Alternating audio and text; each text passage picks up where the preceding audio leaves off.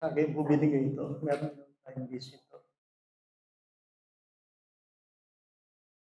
Mother of Sister Nin.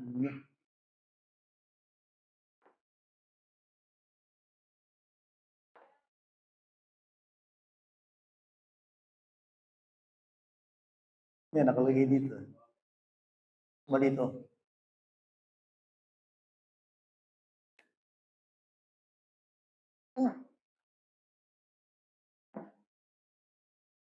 Welcome po. Vilma Bao. Vilma Bao.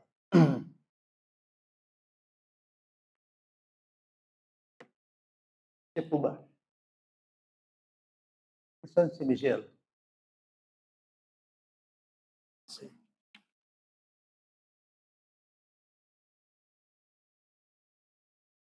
Sabi wala, no?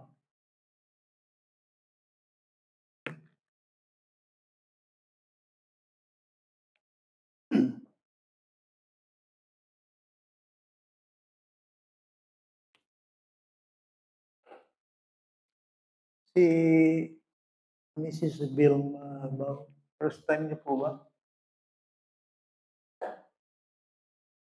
Kahit sa ibang ito talaga yung first time niyo.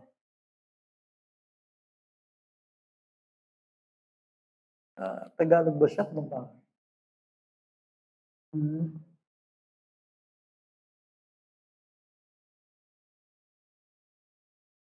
Pwede po ilagay natin yung Galatians chapter 4.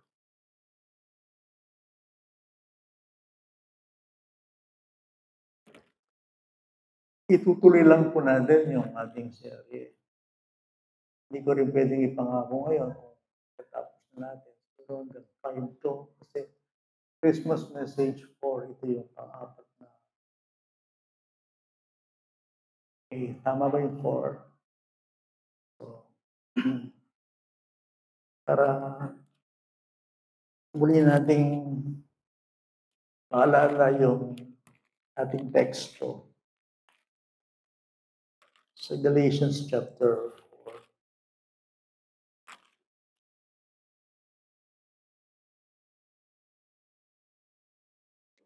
Uli kong babasahin ito sa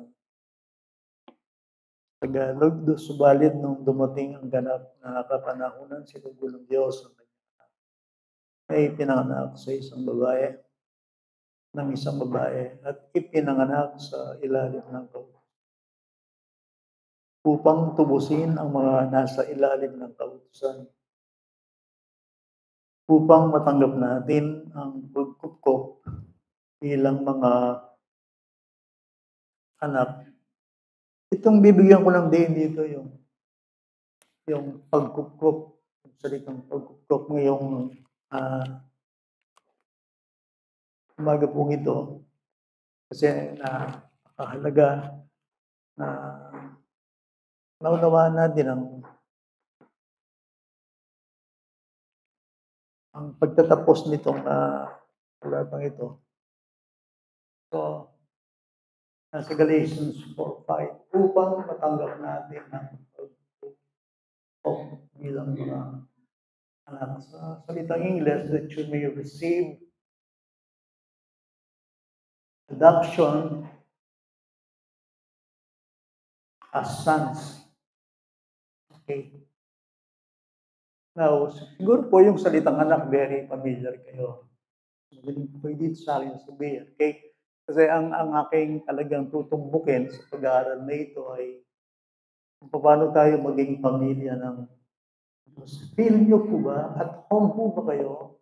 Feel nyo ba na kayo ay pamilya ng Diyos? At home ba kayo? Ibig sabihin, pag pinag-uusapan natin kahit na nga sa church, di ba, yung kahit hindi tayo magkakapatid sa dugo, pero pag alam kapatid mo kay Kristo, you feel at home? Something na isang bagay na ako hindi siya nag-preach ako, pero talagang hindi pwedeng wala yung church. Hindi pwedeng hindi mo makausap yung mga tao na pag pinag-uusapan nila kay Kristo. Although may mga pag-uusap tayo sa mga bagay dito sa lupa kasi nasa lupa pa rin tayo. Pero bilang isang pamilya ng Diyos, gusto natin na talagang at home tayo pag ang pinag-uusapan ay tungkol sa Diyos. Bagay na yon. Kaya hindi naman ganito dati. Kasi sa gusto natin, ayon sa banal na kasulatan, ang Diyos ay talagang merong pamilya. Hindi lang sa langit, kundi dito sa lupa. At ito yung dahilan kung bakit dumating si Kristo. Kasi yung talata, dumating si Kristo upang upkupin tayo bilang mga anak. Okay, so salitang adoption, bibigyan ko ng emphasis. Okay, paano po ba malalaman ng isang tao na siya'y pamilya ng Diyos? Hey Lord, I belong to you. I do not belong to this world. Kung parang yung sanlibutan may house ka rin Tinawag mo ako bilang yung pamilya. Napakahalaga ganun. So, siguro, makaka-relate tayo doon sa salitang Ama natin sa langit. Okay, so, sa puntong ito, ang Biblia ay may distinction to, kasi pag-aralan kayo ng 4-5, upang matanggap natin ang pagkukup bilang mga anak. Now, Tagalog translation yan. Okay? At hindi siya malinaw. At gusto kong talungin ito sa inyo. Meron bang kaibahan yung salitang a child of God or a son of God? Meron ba? Okay, sa Tagalog, wala. Okay. Pero meron distinction yon. Okay? Paano ba maging pamilya ng Diyos? Importante ho yun. Kasi baka ang Diyos na ito na ating pinag-aaralan, hindi natin talaga Diyos. At hindi tayo anak. So, yan ang concern ko sa ito. Okay, paano ba maging pamilya ng... Kasi kup-kup adoption yan sa wikang English. Okay, that you may receive the adoption as sons. Anak yan po. So, ngayon po, dito ko ngayon ilalagay yung aking sinisip sa inyo. Okay. Meron bang distinction o pagkakaiba yung salitang a child of God or a son of God? Kasi dyan, son. Pwede ba tulungan mo dito, Norisa? Jenessa? Ilagay natin sa John chapter 1, verses 12 to verses 12. Verse 12. See. Pwede ba sa ESV muna? Sa ESV. Okay. Teka po kayo sa akin kasi po importante ito. Okay, now. Tingnan nyo, sa English to Sa English, tingnan nyo yung ginamit.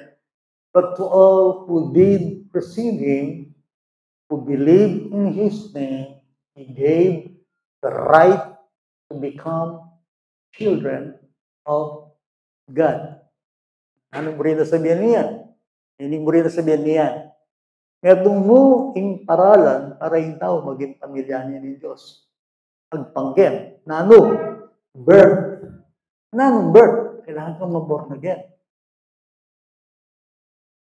Okay, tingnan mo yung 13. Who were born, okay, that is the emphasis. Who were born, not of blood, nor of the will of the flesh, nor of the will of man, but of God. The only way to enter into God's family is by what? Pwede na yung gamitan sa salitang regeneration. Okay. Kung po ay iwasan yung gumamit kong theological term ini. Okay? Okay. Ito yung word theological term. Okay. Yan ay galing yan sa salitang John 3:3. Hindi na po sabihin ng regeneration. Po pwedeng i-intindihan ng Christian kayo. Po pwede. Bakit tayo? Kasi po, yung mag-authenticate ito yung nagpapatibay, nagpapatunay na tayo pamilya ng Diyos, na tayo anak ng Diyos. Ano ibig sabihin ng regeneration? Ibig sabihin regeneration? Buhay. Born of the Spirit, born from above. Yan ang ibig sabihin. Regeneration, ang ibig sabihin niya, ito po yun, bagong Iba yung kapanganakan natin, physical, iba yung kapanganakan natin, spiritual. Diyos. Now, para lalo nyo maintindihan, inulit ka, regeneration, ang isang paraan ng Diyos para ang isang tao ay pumasok sa kanyang pamilya ay kapanganakan. Muli.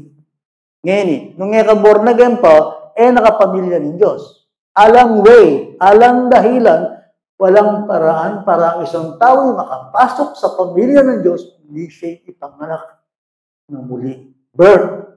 Divine birth, the mystic birth, the spiritual birth. Nano maning sabihin nyo, kayo mga kanako, nano maning kayong sabihin, nino kayo man, nano kayo man, man kayo, sino man kayo, hindi pwedeng maging pamilya ng Diyos ang isang tao, malibang siya'y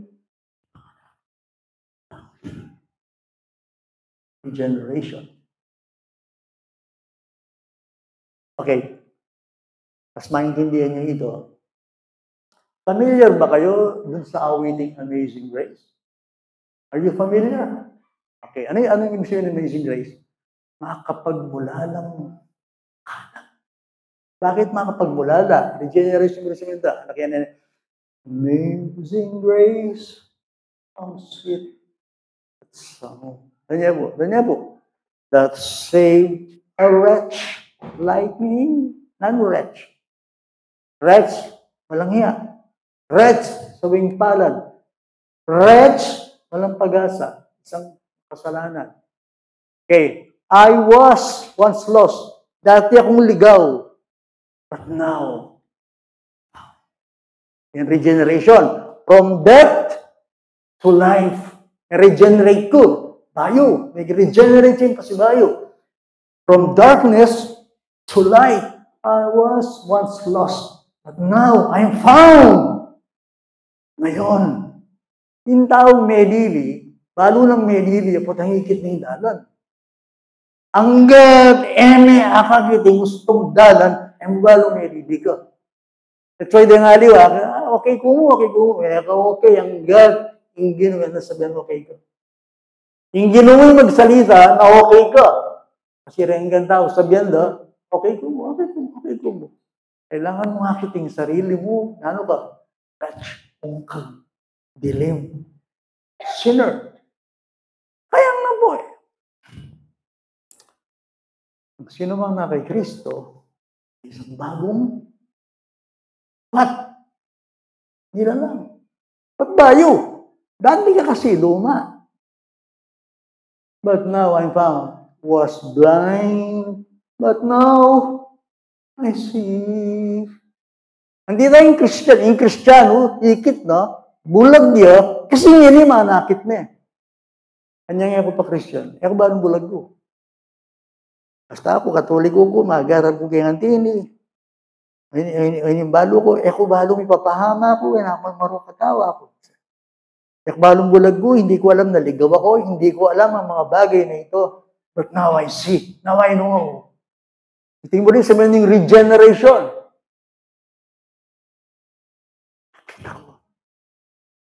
That's why akit po, yung pulpito ngayon, ako balo nung nakakawayo. Pulpito ngayon, ako, dinigyan ng gayong emphasis lagi, in grace. Biyaya. Importante po, hindi daw, talaga, kaintindihan tayo, paano kami iligtas? Makanano na kami naging anak ng Diyos. Paano ka kasi, punta kasing mag-pray ko, Our Father, God, my Father, my God, Father, Heart, God, my Father, Father, Heart, God. Paano mo sabihin tanong yung balong?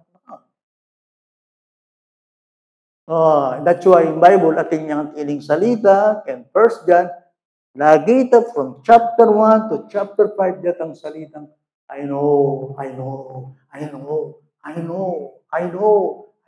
whom I believe. Opo, dakal ko yung pagsubok ng Kristiyano. Nakalakutang pangurin, nakaladagok, nakalpanguring kalungkutan. Pero ang isang bagay na pwede nating sabihin, kilala natin ang Diyos at tumawag sa atin. So, ang isang paraan para tayo ay maging pamilya ng Diyos, kailangan tayong ipanganak muli. No other way. Nyakot lang na kayo, tinga nyo kasi araan eh. Loob kong born yan, mali ako ito. That's wrong. Kasi mo, papasok ko ng born yan, that is nonsense. Purihin ba, nalaka nga yung dyan. Nino man kaya kayong magsalita, magyabi kaya kami, biligtas ka. Naglokohan na kayo po.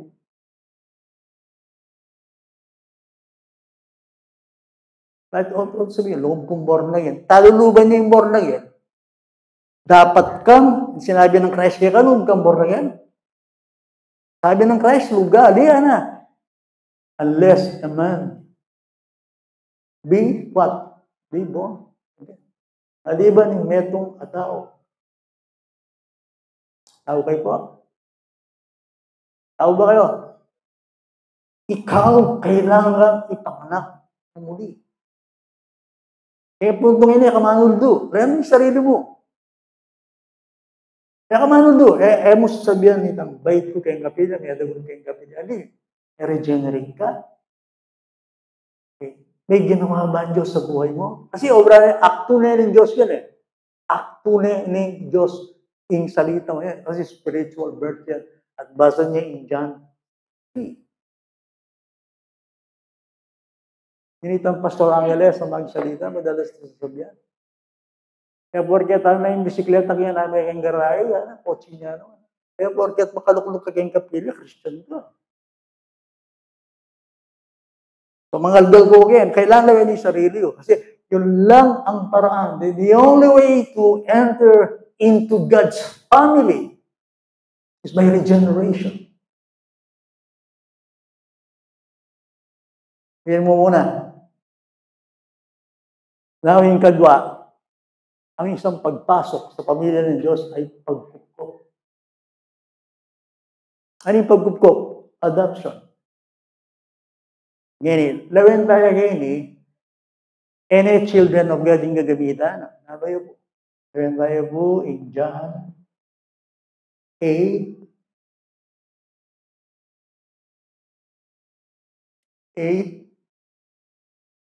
14. Lawin tayo mo yun.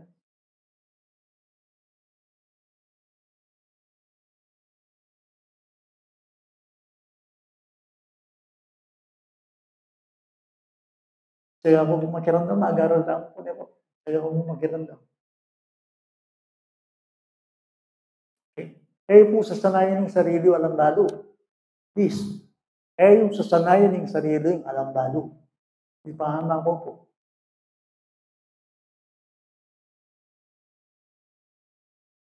Okay. Kenny, Lanye,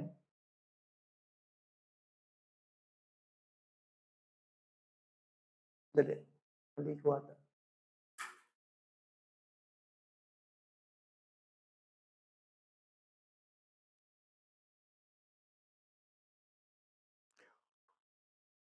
Marin kasi those who are led by the Spirit of God are sons of God. Okay? Sorry. Romans 8:14. Salamat na.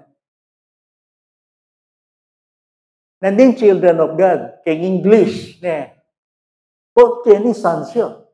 Sabi ko kaya kayo, at yung distinction yan at yung pamilya. Important ba ang intindihan kita? Kasi po, ang expository na mo eh. Tinanggap natin ang paggupkop bilang mga anak. Yung Tagalog, alang children, alang sons. Anak niya ka yung gagamitan. So, kaya niya na, all who are led by the Spirit of God are sons of God. Anong ibig sabihin ng sons dyan? Dahil ang patnubayan ng Espiritu Santo, mature lang anak na ni Diyos. Mature. Matanda. Fully grown. Fully develop. Balo, dahil patnubayan ng Espiritu ng Diyos, nanula, mag-mature lang. Kaya lang manatiling baby. Balo yung mag-mature, tutwa na kayong kasalpantayanan. Mag-grow lang. Sila na pinatubayan ng Espiritu ng Diyos, we call the sons of God. Not the children of God. The sons of God. Ngayon, sa Tagalog po, ang ginagamit po, hindi sons or children, kundi mga anak ng Diyos. Kaya yung Tagalog na nini, kalupan niya naman nito ng din John 1:12. Bakit po didilang kayong halimbawa? Ba't binibigyan ko ng emphasis? Para maintindihan ninyo, yung Galatians chapter 4, verse 5, ang ginamit doon, hindi children, kundi sons. So, ang isang paraan para tayo pumasok sa pamilya ng Diyos, first by regeneration, kadwa by adoption. Kailangan na kang kupkupan ng Diyos. So, ako niyo yun. Okay. Ang laking blessing sa atin ng salitang kupkup. Pagkupkup ng Diyos. 8:15 yata ng Romans. Sabagat hindi kayo tumanggap ng espiritu ng pagkalipin, iangat mo lang. Upang muling matapot, kundi tumanggap kayo ng espiritu ng pagkupkup na dahil dito'y tumatawag tayo, Aba, Ama. Hallelujah. Hallelujah. Yung Kristiyano, supposed to be, alayang pagdudan, alayang takot. Serious yung kanyang kasalpantayanan. Dapat ang tita yung Kristiyano. Nako kaya, Kristiyano kaya, dapat makoito.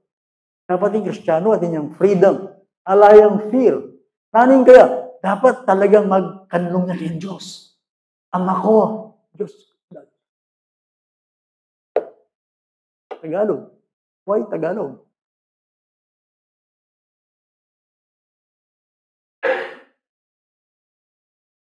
Kala ko wala.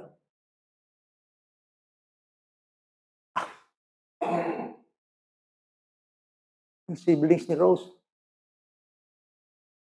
Kaya pala makamulala. Sensya na po Sensya na. Sensya na.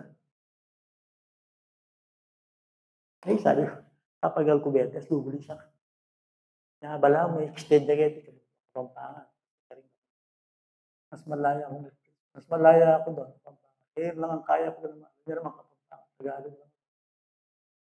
So, na-extend dito kaya. Sigaw ako ng sigaw doon. Kanina. Kaya, pulid na. Pagdating dito.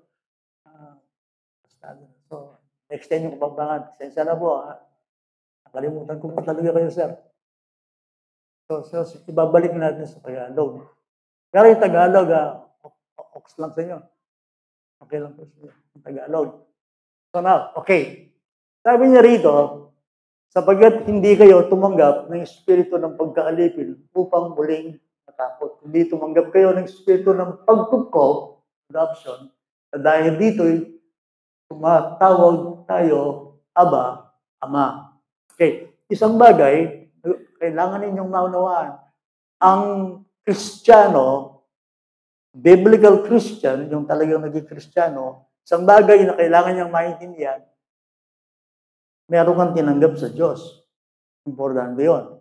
Ano yung tinanggap ko sa Diyos? Tinanggap ko siya, kung sino siya. Yan ang Espiritu ng Diyos. Kaya ka nakakatawag sa Kanya ng Ama. Ngayon, ito yun.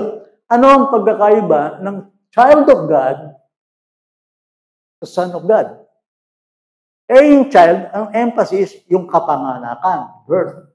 Yung pagkupkop, matanda na to. Matanda na to, fully grown, fully developed, mature. Ngayon, ito yung punto na sinasabi ng ating pag-aaral.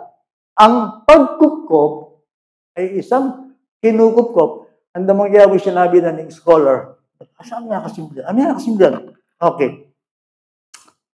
Sabi ng isang scholar, New Testament word adoption means to place as an adult son.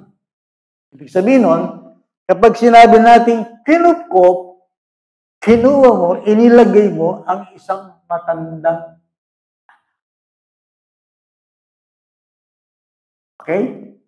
So, Sa isang punto, okay, tinawag tayong children of God. Yes, I agree. Pero sa isang punto, tinatawag tayong kinukop ng Diyos bilang mga anak. Okay, now, magkukwento ako sa inyo para lalo nyo maintindihan. Sa mga kulturang Hudyo, hindi uso ang pagkukop. Okay.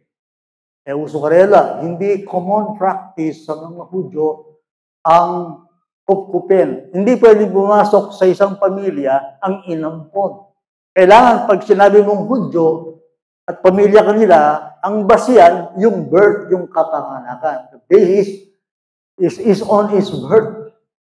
Kailangan, mayroong kwento sa Bible.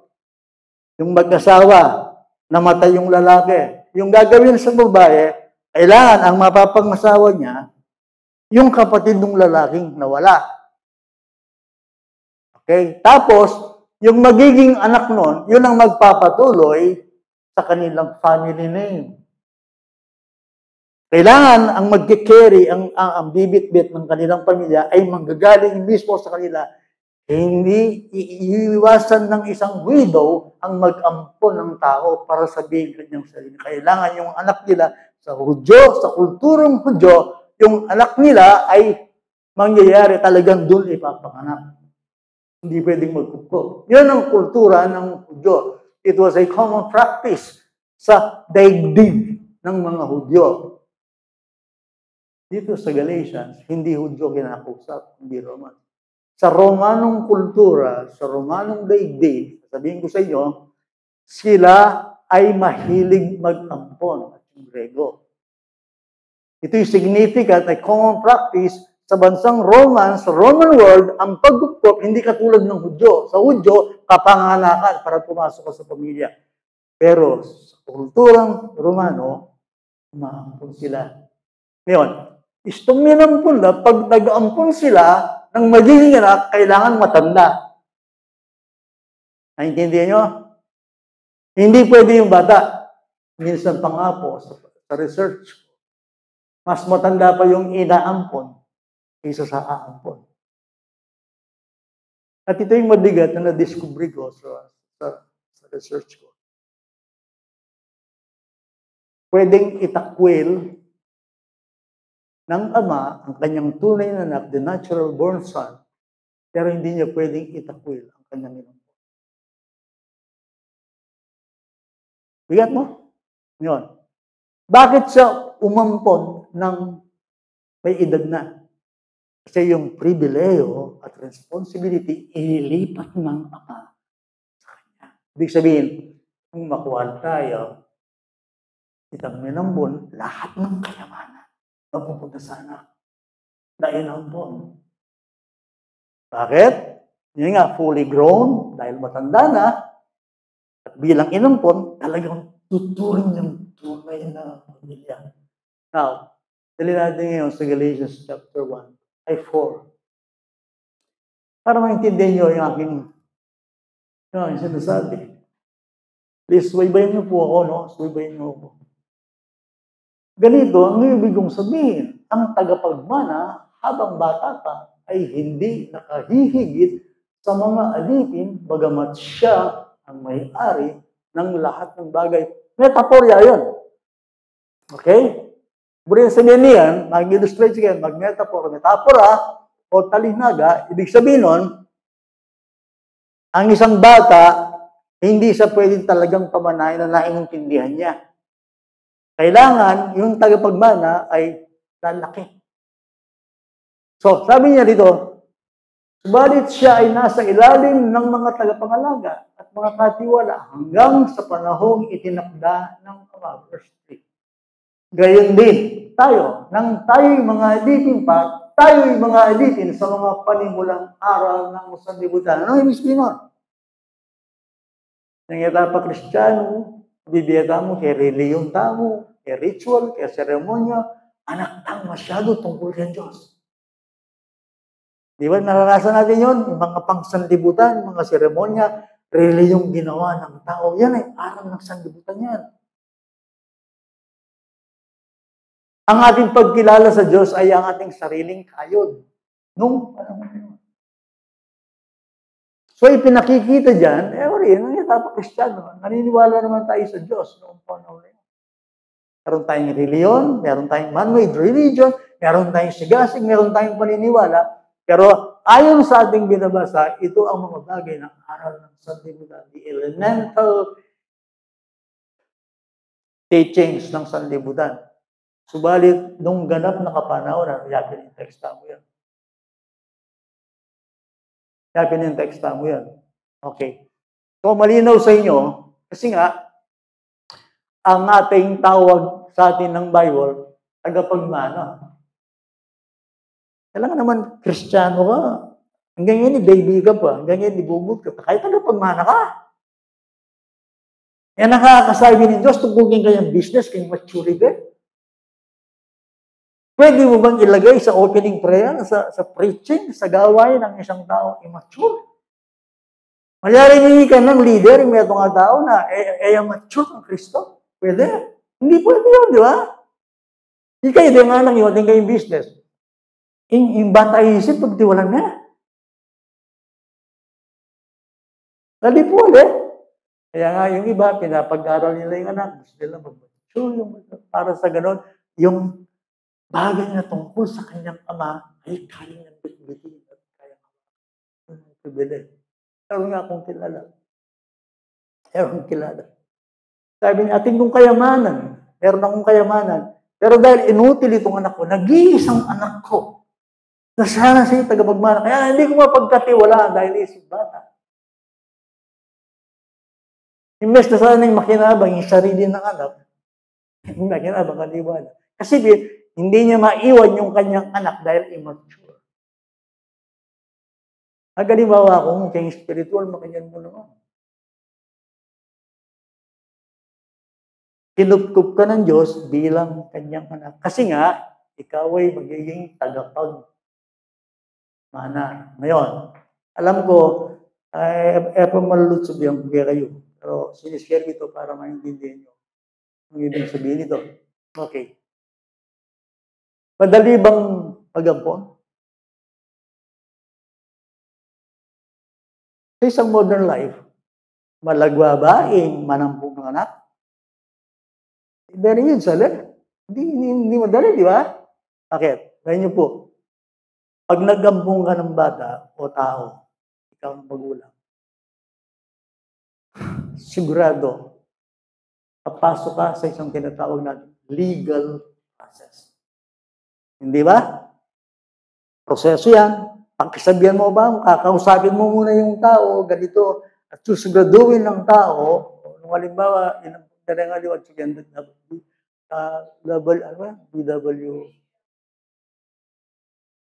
DSW, ihahabilin yun. Mahabang proseso yun. At talakayan, mga pag-uusap. Anong kailangan dyan? Emotional preparation. Ano pa? Financial. Time. Stress. But, magiging ama ka sa aampunin mo. Kung bigyan ka ng problema niya. Katulad ng kababaryo ko, parang kasani ng anak na, inampung yan, narawal ng ating mamulangan. Kaya pag-aaral dyan, may bukulo, makaya. So, nangyayari yun. Ibig sabihin, hindi gawang biro ang mag-ampon ng tao. Kasi kakasamain mo yun, hanggang buhay siya. Bago ko, ang sinishare ko sa inyo, hindi siya perfect illustration. Yun. Madali ba sa Diyos na ang ampunin tayo? Yan ang tanong ngayon dyan. Okay. Sabi niya rito, sa ating text, please, pag ilagay mo nga, Norisa, Janessa. Yan, no? Subalit ang dumating, ganap ng panahon na isinugo ng Diyos ang kanyang anak na ipinanganak sa isang babae at pinanganak sa ilalim ng kautusan upang tubusin ang nasa ilalim ng kautusan upang matanggap natin ang pagkupkop bilang mga anak. My friend, iburin ko lang kaya kayo. Managwabaing ako, naging pamilya na ako ng Diyos o dinalang kong legal process. Meron bang legal realities that God had to deal with? Meron bang ginawa ang Diyos? Meron bang dapat lakarin para ako'y matawag na anak ng Diyos? Siyempre, baka hindi nyo alam. Hindi kayang gawin ng Diyos na kupkupin niya ang makasalanan. Patawala mo, ang daling maging anak ng Diyos. Ang takaking kapitid, anak ng Diyos. Oh boy! Kaya wala kang naintindihan ng doctrines kung hindi ka pananaw ng Diyos. Hindi, ang dali naman sa Diyos, ang dali naman. Patawarin niya lang. Mahal na naman ako. Ang dali magpatawad. Sana yan din ng Kristo. Kung ang Diyos, kaya niya, okay, absuelto na ka, linapit ka na ako, may baka, nangyagyan dawat, sige, okay na ka, papaluban na kayo na kung kaya. Hindi nga gano'n. Sino magsabi na gano'n, hindi niya kilala ang Diyos ng Bible. Ang Diyos na kinikilala mo, hindi ang Diyos ng Bible. Kung sa tao nga, merong legal process, mahaba, may time, may financial, merong emotional, nalalakarin, bago mo kupin ang bata, bago maging legal, yung pagpasok ng inampo mo. Kanya mo naman yung tao, yung Kristiyano, first things first, kailangan niyang maging legal yung panganak ng Diyos. Kanya yung Bible, natin niyang sasabihan ng tini. Pero hindi ko kayo kilala. Hindi lahat ng tumatawag sa akin ng Diyos, Panginoon, ay papasok sa langit. Kailangan natin maintindihan, dumaan tayo sa legal process. Legal ang ating pagiging anak. Legal sonship. Bakit? Hindi magiging tagapagmana ang isang illegal. Naintindihan niyo ko? Kailangan yung magmana. Siyempre, pag tumanggap ng mana yan, lalakarin yung papeles. Tunay ba na anak ko? May dokumento ka ba? Yan ang ibig sabihin. Pumapasok tayo dyan. Kaya nga pinabasa ko sa inyo eh. Kung ang pagkupkop sa isang normal na buhay, sa isang tao, ay may proseso, hindi. Please listen to me, my friend. Ano ba yung mga legal realities na hindi at ginawa ng Diyos para tayo kupkupin niya bilang anak? First things first, He sent His Son. Okay. Okay, siguro nga, di ba, magtakalo. Yung iba siya nasabi lang ganito. Ako, alam nyo, wala akong kustos balungos. Ang ginagawa ko sa Diyos, dumidiretso lang ako. Wala akong pinagdadaanan, walang santo, walang ganito. Dumidiretso ako sa Diyos. Pag nagpipili ako sa gabi, bago ko matulog, dumidiretso ako sa Diyos. Alam mo ba sinasabi mo? Diretso mo kay Diyos. Baka diretso ka sa kisan eh. Kaya ka makadiretso kay Diyos. I tell you why. Bali yung message ng Christianity. You know the message of Christianity. What is the message of Christianity? Ano yung mensahe ng Christianity?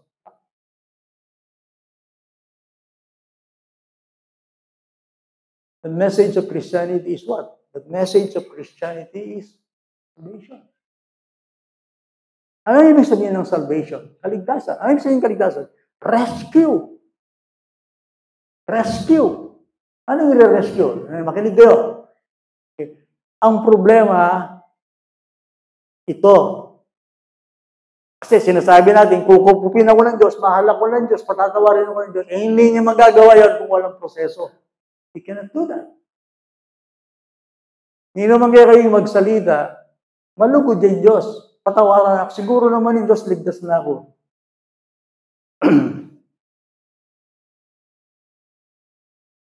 Now, ito yung gusto kong maintindihan natin. Ito yung malaking tanong sa buhay. Okay?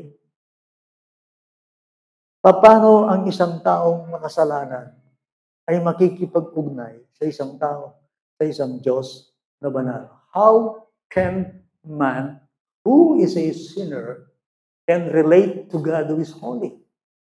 That's the question.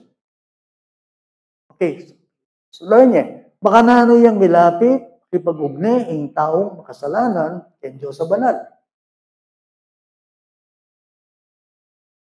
Wala. Okay, now, alam niyo ba, ang dapat sa tao, hindi kaligtasan, hindi heaven. Ang dapat sa tao, apoy, parusa. You know why? You know why? We are all hell-deserving sinners. Eh, wala ka pwedeng kupkupan. Hindi kanya pwedeng gawin na pamilya niya sa iyong sarili. Why? You're a sinner. Akala niyo madali yung tawagin, anak ako ng Diyos. Hindi madali yun. Kailangan na lang ng proseso. Kaya nga, binibigkas na yan upang tubusin ang mga nasa ilalim ng kautusan upang matanggap natin ang pagbubuo ng mga anak. Now, learn me Galatians chapter 3, verse 10. Sabihan kayo ng bakit. O yun yung dapat yan, tao. Ito yung dapat sa akin. Yan ang sinasabi ng Diyos sa akin. Sinasabi sa inyo. Yan o. Sabagat lahat ng umaasa sa mga gawa ng kautusan, ibig sabihin din, magdepende din kayo ng sariling gawa. Okay? Di ba maraming taong ganyan? Sila ay nagdidepende sa kanilang kabutihan, sa kabutihan ng kanilang gawa para sila ay maligtas. Well, ibang sila at ligaw sila. Yan sa Bible. Why? Sabagat nasusulat, yan, sumpain ang bawat isang hindi sumusunod sa lahat ng bagay na nasusulat sa lahat ng kautusan.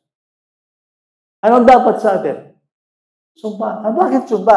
Hindi mo kasi nasusunod yung kautusan ng Diyos ng perfectly. Why? So, dapat ba tayong kupkupin? Of course, hindi. Why? Tayo ay rebelde. Ayun na sinasabi. Anong dapat sa atin? Sumpa. Incross, sumpa yan.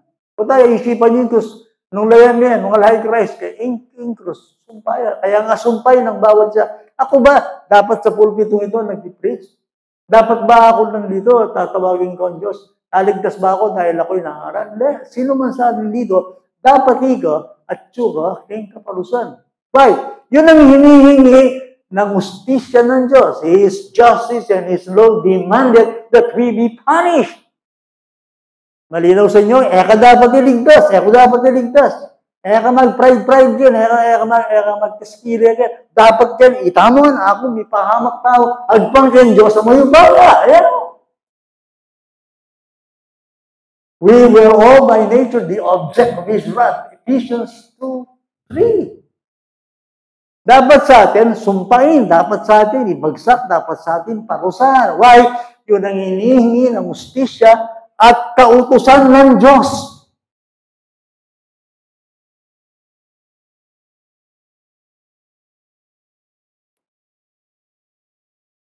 Kaya nga sinasabi natin madalas, you agree, for by grace you are saved. So, paulit-ulit ko po, alam mo, mag-expository mo po. Kabasan kayo po yung talata, mag-expound mo po.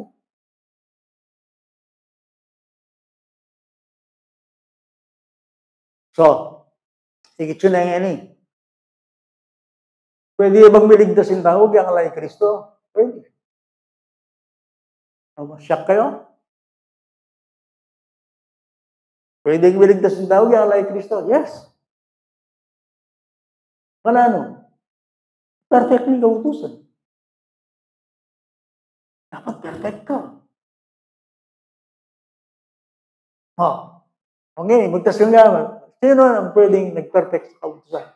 Pagkatas mo naman yung gamit mo? Nagatas. Huli nga, perfect.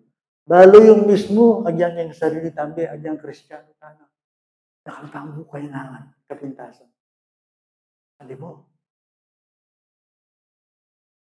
Kaya naman balo yung gagawan tayo po, ang kayang pribado, po, ang atsuka bala, itang time mo, kung makalado kayong panakawan, yung time na rin. Kaya mo balo, prayerful kang daw, nung holy kang daw, nung yung Bible talaga, pamangan mo. Kaya mo mga balo ito, ibuli ko sabihin talagang, nung kayo, alam, perfect ka talaga. O gusto mo maligtas, sabihin mo, wala si Kristo, sa mabuting gawa, i-perfect na yung kautusan. But nobody can do that. That's it. So, imuli na sabihan kaya ini, i-preach you, kaya sarili wala akong pag-asa. That is the point. That is the point. Siguro ay isipin, Pastor, karakaltaan ako problema, sabihan tayo ko ini, ba yan problema namin?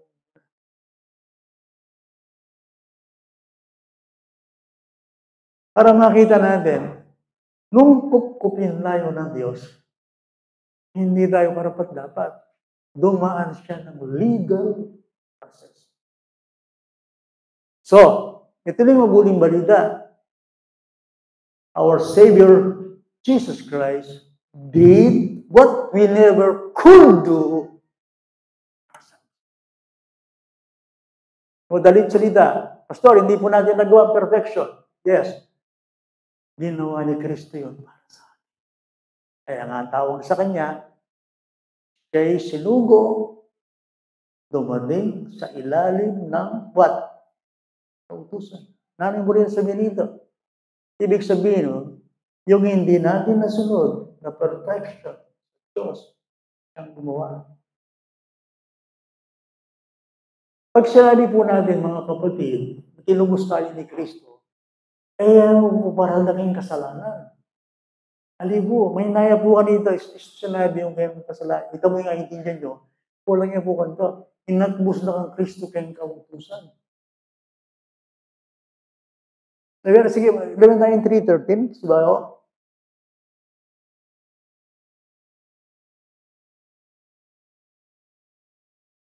Tinubos tayo ni Kristo. Ano yun po? Tinubos tayo ni Kristo mula sa sumpa ng kautusan. Siya'y naging sumpa para sa atin. Sapagkat nasusulat, sumpahin ang bawat binibitay sa punong kahoy.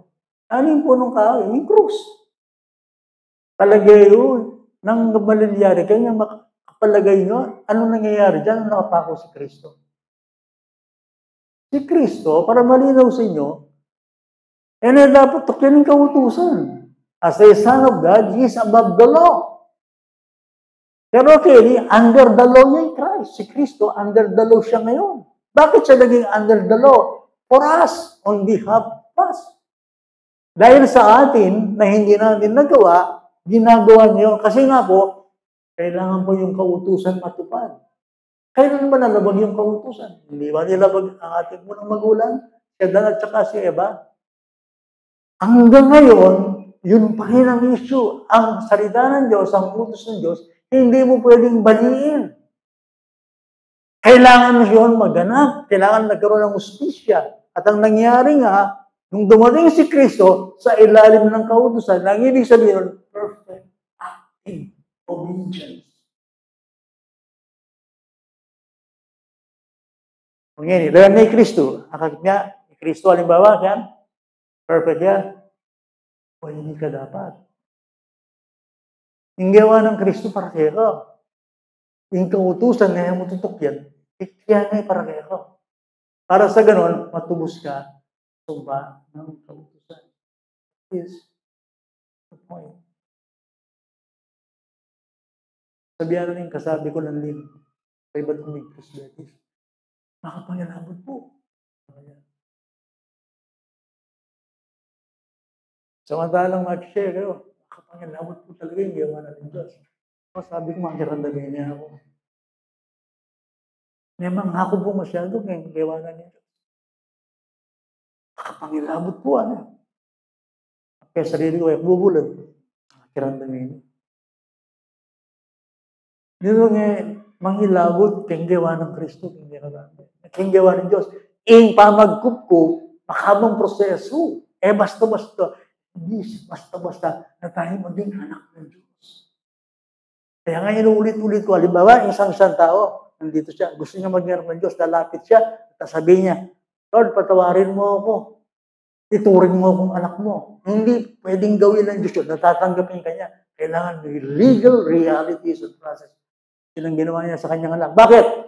Kasi kailangan masagot yung justice ng Diyos, yung kanyang righteousness, yung demand. Kailangan masagot yung kautusan at walang makakasagot sa atin kundi lang yung kanyang anak. That is why Jesus Christ, sinugo nung takdang panahon, sinugo si Yesu Cristo ay pinanganak sa isang babae, pinanganak sa ilalim ng kautusan. Kailangan niyang tubusin, perfect, yung law. Yung law! Yung law! Para sa ganoon, ang tao ngayon ay hindi na managot sa kautusan habang siya ay kumikilala sa Panginoon. Let me have a very arresting verse in John chapter 3:36. See the last 2 verse. Tignan natin ito, ha? Tignan natin ito. Kaya, tignan natin yung kondisyon, palagay ng tao. John 3:36.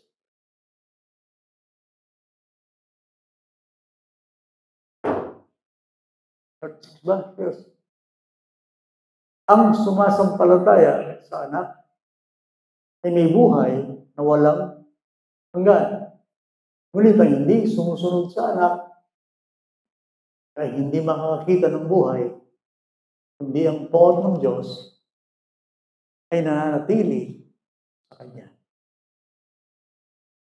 Kaya ganda kayong imagination na. Halimbawa, ito yung tao. Okay? Wala si Kristo sa Kanya. Anong nasa Kanya?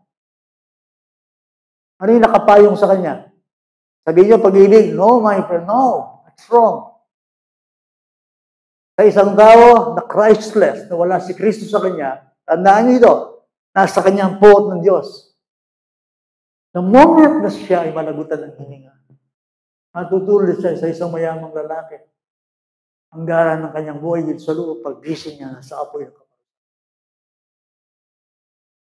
Hindi ko opinion to, sinasabi ko lang sa inyo, pag namatay ang isang tao na hindi converted, hindi sumampalataya kay Kristo, hindi nagsisi, ang poot ng Diyos ay mananatili sa Kanya. Sa haba hanggang sa buhay na walang. See? Why? Why? Why is that? The law. Ngayon, nanay na tsaka ako ngayon, I am in the state of grace. Ano nakatakip sa akin? Ano nakapayong sa akin? Ang nakikita ng Diyos sa akin, kapag sino mang tao ay sumampalataya kay Kristo, balang ilawi ng Diyos siya ka.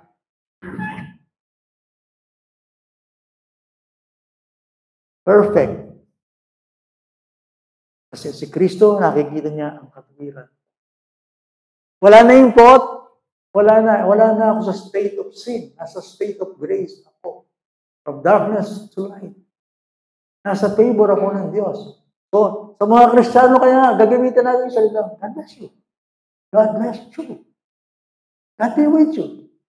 Grace be to you. God bless you. Pero naman dugo, yan naman dugo gagamitin ng God bless you. Basta, yan naman po. Alayang grace kayo. Ang larap po po ganito. Kailangan naman correct them po. Okay, kay Kristiyano, God bless you. Yes, God bless you. God be. Grace be to you. Now, last verse. Last verse, when in Romans chapter 10.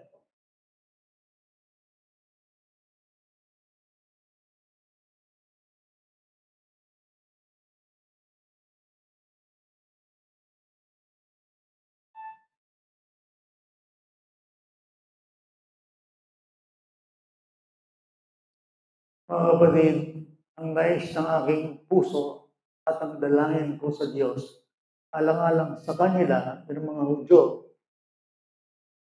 ay ang sila ay maligtas. Note that, hindi porket Hudyo sila, ligtas sila. May reliyon sila, pero yun saved. Takot yun eh. Ang takot yun. Bakit? I tell you why. Ako'y makapagpapatotoo na sila'y may sigasig sa Diyos. Oh boy. Oh boy. Kaya porket yung tao maka-Diyos siya sa iyo. Ako manwala ko dito.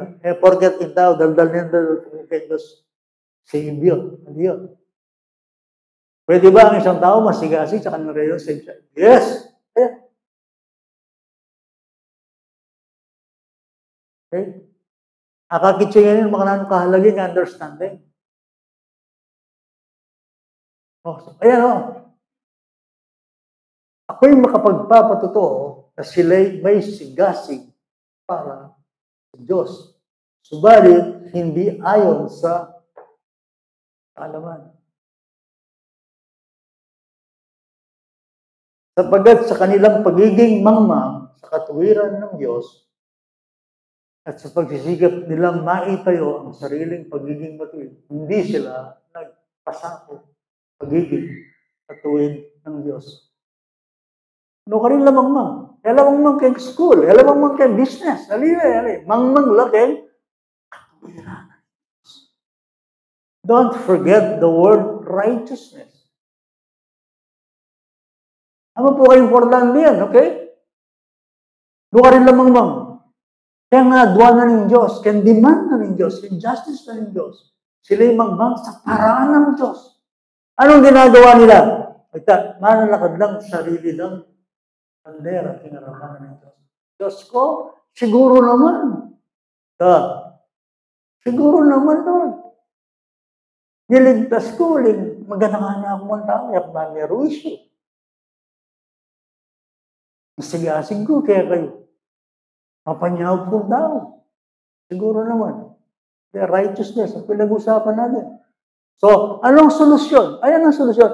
Sapagkat si Kristo, that's it. Sapagkat si Kristo ang kinauuwian ng kautusan upang maging matuwid ang bawat sumasampalataya.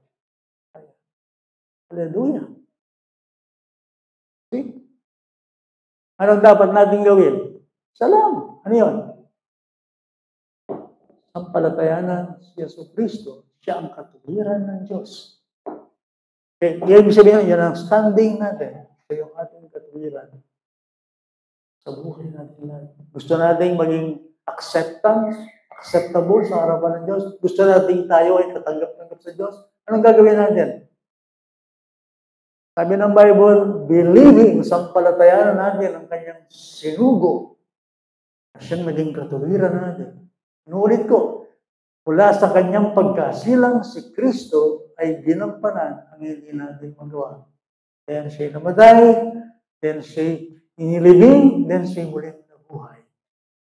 At kay Kristo Jesus, ang sabi ng Bible, lahat tayo'y naging anak ng Diyos. Yung pagsunod ni Kristo, ibibilang sa atin. Yung ating kasalanan, ibibilang sa Kanya. Yan ang ibig sabihin ng, what an exchange life. Yung kasalanan ko, yan ako tatakot. Ang aking kasalanan ay kinarga niya at yung kanyang katuwiran ay isunod sa akin. Let's pray. Father, thank you. Although ito po ay high doctrine, pero maraming pong salamat sa inyo. Hindi pala ganun kadali ang kupkupin mo at maging pamilya mo. Salamat, Panginoon, na yung hindi namin kayang gawin para kami maligtas. Dahil sa iyong pagmamahal, dahil sa inyong biyaya, ay ginawa mo sa amin. Kulang ang aming pagpapasalamat para tumbasan namin. At sabihin namin ay ang ikaw ang Diyos ang nagsugo sa sarili. Sineselebrate po namin hanggang ngayon ang bagay na ito. Na hindi mo lamang kami ipinanganak sa inyo, kundi kami pinupo upang aming manahin lahat ng pribileyo, lahat ng kayamanan spiritual na kay Kristo Jesus. Oh, please, Lord, tulungan mo kaming mapagpasalamat. Dahil kami nakalapit sa inyo. Dahil nagkaroon kami ng kapayapaan sa inyo. Dahil nagkaroon ng katiyakan ng aming kaluluwa, ang aming kaligtasan. Hindi lang ang pansamantalang buhay. Hindi ang buhay na walang hanggan. Salamat po, aming Ama. Napakatayog at napakadignidad nitong posisyong ito na tinawag mo kami mga anak. Naway ma-realize namin na hindi kami alien sa daigdig na ito, kundi mga tao kami tinawag at kinukop ng Diyos sa presyo ng buhay ng kanyang anak, si Kristo Jesus. Maraming pong salamat, O Diyos, sa buhay spiritual, sa kaligtasan, sa katiyakan. Ngayon, malaya kami. Meron pa tunguhan ng aming buhay.